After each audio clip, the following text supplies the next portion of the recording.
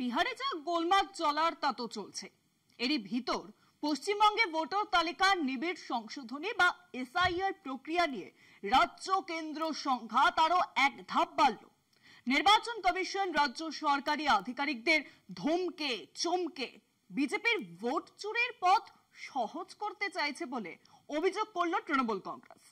রাজ্যে একজনও যোগ্য ভোটারের ভোট দিতে না পারলে দিল্লি ঘেরাও করার হুমকি দিয়েছেন অভিষেক বন্দ্যোপাধ্যায়। নির্বাচন কমিশনকে বিধেছেন মুখ্যমন্ত্রীও।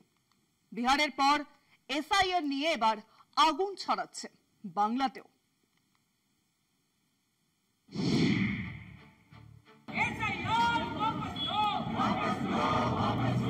এসআইআর নিয়ে বিতর্ক চলছে, এবার সংঘাত বাড়ল আরো এক ধাপ।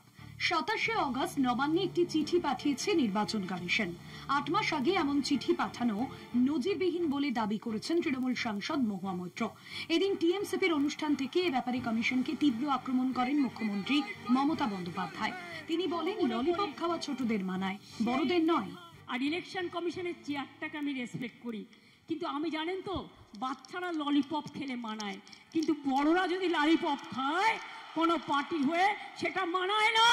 গতকাল 27 অগস্ট আমাদের সিইও ওয়েস্ট বেঙ্গল তিনি সমস্ত আমাদের বিডিও ইআরও যারা ইলেকশন ডিউটিতে থাকবে তাদের একটা চিঠি পাঠিয়েছেন। এই হচ্ছে এই কাগজটা আমি পড়ে আশ্চর্য হয়ে গেলাম। এটা রীতিমতো আমাদের ইআরও বিডিও যারা ডব্লিউবিসিএস অফিসার যারা ইলেকশনের কাজটা করে তাদের রীতিমতো ধমকানো। বিজেপি নেতাদের দুর্নীতির ভান্ডার ফাঁস করার হুমকি দিয়েছেন মমতা বন্দ্যোপাধ্যায়। ভান্ডারা কিন্তু আমাদের কাছেও আছে, যেমন লক্ষ্মীর ভান্ডার আছে তেমনি আপনাদের দুর্নীতির ভান্ডারাও আছে, খুলে দেব, ফাঁস করে দেব। অন্যদিকে কমিশনকে হুঁশিয়ারি দিতে ছাড়েননি অভিষেক বন্দ্যোপাধ্যায়ও।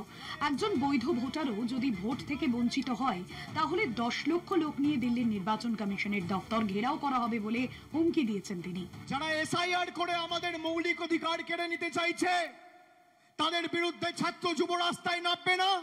যারা আমার ভোটের অধিকার আমার কেড়ে নিতে চাইছে তাদেরকে বাংলা আগামী 26 সালে যোগ্য জবাব দেবে না। সংবিধান প্রত্যেকটা ভারতীয়কে তার মৌলিক অধিকার দিয়েছে। আজকে ভারতীয় জনতা পার্টির সরকার সেই মৌলিক অধিকার কেড়ে নিতে চাইছে। এসআইআর নিয়ে কেন্দ্রের সঙ্গে সরাসরি সংঘাতে নামলেও সরকারি কাজ এগিয়ে নিয়ে যেতে চুপ করে বসেনি নবান্ন। গতকালই জেলাশাসক ও কয়েকটি দপ্তরের সচিবদের নিয়ে বৈঠক করেন মুখ্য সচিব মনোজ পান্ত। ইআরও আর এআরও নিয়োগ যাতে সব জায়গায় দ্রুত সেরে ফেলা যায় সেই নির্দেশও দিয়েছেন তিনি। কলকাতা টিভি।